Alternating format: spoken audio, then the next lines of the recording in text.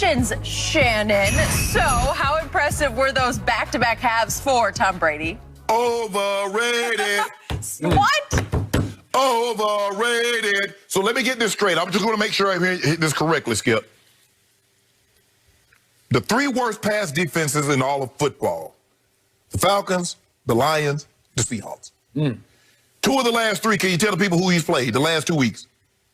The Falcons and the Lions. What did the Falcons just do to my homeboy at my homeboy? Give me just a second. Also, two of those teams, can you just in case the people don't know, two of those teams have fired their head coach and general manager. The Falcons and the Lions. Now, the Lions run a defensive scheme that Tom Brady has heard the verbiage for the last 20 years. You think that gave him an advantage, Skip? Sure. Interesting. Skip, look. I know you was going to do this. And this is what we do with Tom Brady. When he plays well, I told y'all, it's this. And then when he doesn't play well, you blame the defense. You blame Bruce Arians. But now all you mention is that when he goes up against bad secondaries, is that Tom Brady. But you don't mention anything about the defense holding Detroit to 7 points. You don't mention anything about how they almost pitched a shutout to the Atlanta Falcons in the second half. It was all Tom. But when they lose, B.A. don't know what he's doing. B.A. need to get out of his way. B.A., you are going along for the greatest ride in NFL history. That's what you do. I don't take no stock in this because this is what we know. When he plays teams that are in the playoffs or on the cusp, he lays an egg. New Orleans twice, gagged it. Chicago, right there, they win next week, they're in the playoffs. My homeboy lost it. So, Skip, don't give me that. You know and I know what they lost to somebody else. Who else they lose to? They lost three games in a row. But anyway, we know the Rams. So any team that has playoff aspirations are right there. Not sure the Rams are going to make it, but that's a whole nother story. Yeah, the quarterback. I Skip, I was looking at my ancestry genealogy, Ancestry.com, and I stumbled across something that I didn't know, and you probably didn't even know this either.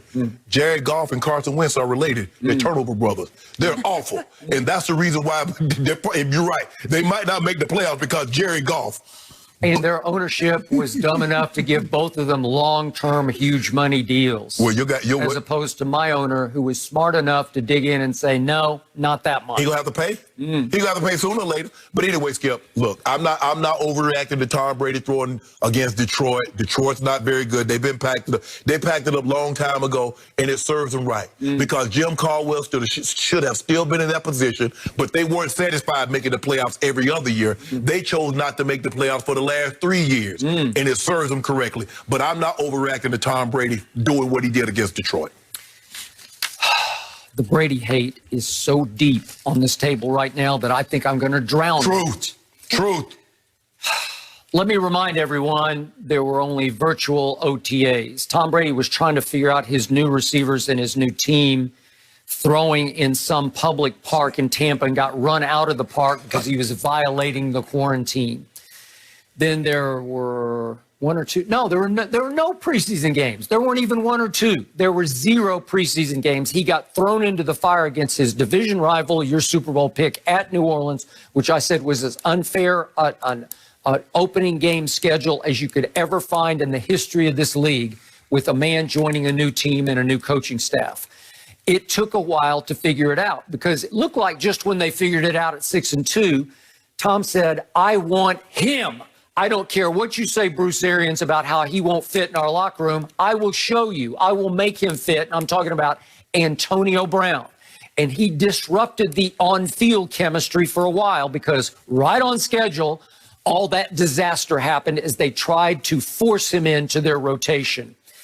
And then all of a sudden, Tom Brady said, okay, that's enough. I got this. When they fell behind 17-0 a week ago at Atlanta, he said, I got this. When they fell behind 24-7 in the third quarter, he said, no, I got this.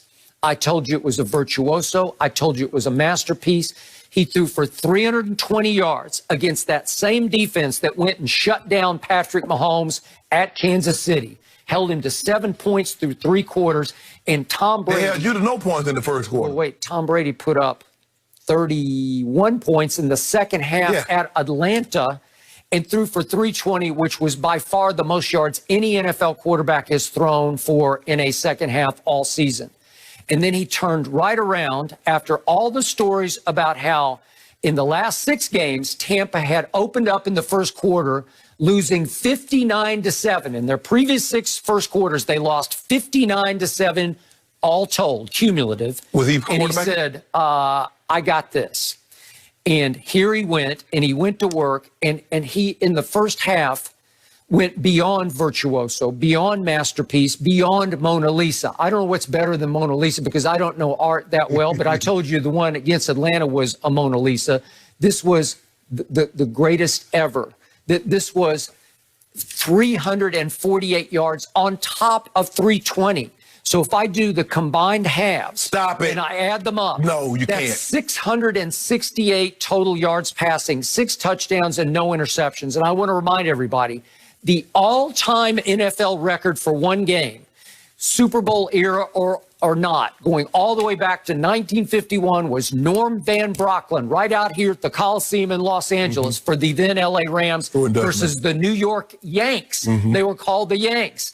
And he threw for 554 yards, and that still stands from 1951 until today as the record. And if I add up to the 2 Brady halves, 668 would have smashed, obliterated that record. So, if I do that, I'm going to take Ryan Fitzpatrick, his fourth quarter. He had 182. So if I project that over the other 3 first quarters, that'd be over 700 yards. See, so you couldn't do that. But let me ask you a question. This is what I noticed about what you do and a lot of other people do.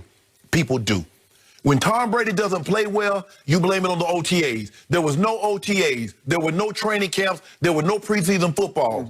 But you don't mention that when he loses. So what's my biggest pet peeve about Pro Bowl voting? It happens way too early, and I don't know why. What are we doing it for? Why can't you wait until the season is over? Nah, because if you waited just 1 more week, 2 more weeks, because the votes were in. He had an opportunity. He had the same opportunity that Kyle and everybody else had. These he had games 14 count? games. Yeah, they really count. This is it. This is the stretch run. And I'm sure Tom Brady did not love it that Kyler Murray got the 3rd spot on the Pro Bowl team in the NFC. You say you don't care about Pro Bowls. Kyler didn't have the greatest game on Saturday, and Tom Brady, just the game before on Saturday, said, voters, watch this. Is there any doubt that Tom Brady should have at least been the 3rd quarterback on the NFC team? Yes, he should have been. You know it, and I know it. So now he's up to 36 touchdown passes, which would have tied for the league lead a year ago. Yeah. Right? Lamar had 36 and led it. Aaron's going crazy. I give you that. But Tom's 4th best in touchdown passes. And by the way, I know you don't love Pro Football Focus, but going into this week, they graded him the 3rd best quarterback on total body of work. And now that Mahomes struggles so badly at home on Sunday, I will bet you that Tom Brady vaults up to 2nd best graded quarterback for the whole year. I bet Tom Brady does not get a vote when it comes to the MVP selection. I bet that. That would be Brady hate. That would be Brady burnout. That would be, we're sick and tired and he's doing it again. So let me just put this in some perspective for you. Last year, Jameis Winston threw 33 touchdown passes and led the league in passing yards with over 5,000. Right. He also threw 30 interceptions and lost 5 fumbles. So that was 35 turnovers. Right now, Tom is already 3 above him. Clear. With a whole game to go, again, against Atlanta. This one's in Tampa Bay. But Tom Brady has thrown 11 interceptions, which you have ridiculed him for, but he's only lost 1 fumble all year. So he has 12 total turnovers to Jameis's 35 a year ago. So what happened? 7 and 9 a year ago has become 10 and 5. And Tampa made the playoffs for the first time since 2007. But he has 11. He has 11 picks. Aaron Rodgers has 6 total turnovers. Mahomes has 7. And they have more touchdowns. And they have a better record. No risk it, no biscuit. If you look at the history of Bruce Arians with all those great quarterbacks he coached, first year was always high interceptions. See Peyton Manning, see Roethlisberger, see Andrew Luck. I just want to make sure. So I just want to make sure I'm hearing you correctly. Palmer, see Carson I just want to make sure I'm hearing you correctly. So are we not giving BA any credit? Well, he's running BA's offense because he leads by a mile in air distance. So he is bombs away. And if we could just see those 4 touchdown passes in the first half, these are extraordinary. Yeah, you know Detroit quit. Stop it. The defense, they quit. I don't think they quit in the first half. And if we could just see them in a row, I just want to see them. This is to Gronk. This is goat to goat.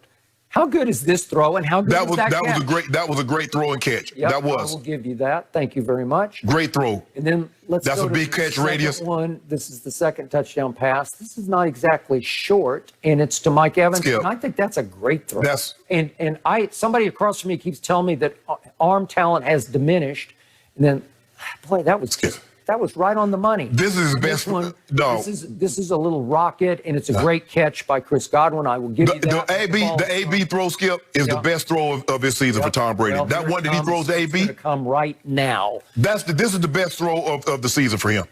Fastball, boom, AB 81 touchdown. Whew. That's his best throw. So I'm going to put you on the spot one more time. Yes. You have tried to retire this man 4 straight years, and you've told me that he's a noodle arm, that he's clearly lost velocity. Do you believe that after what you saw Saturday? Skip, I believe that he's doing what any quarterback could do. If you protect him, he can do that.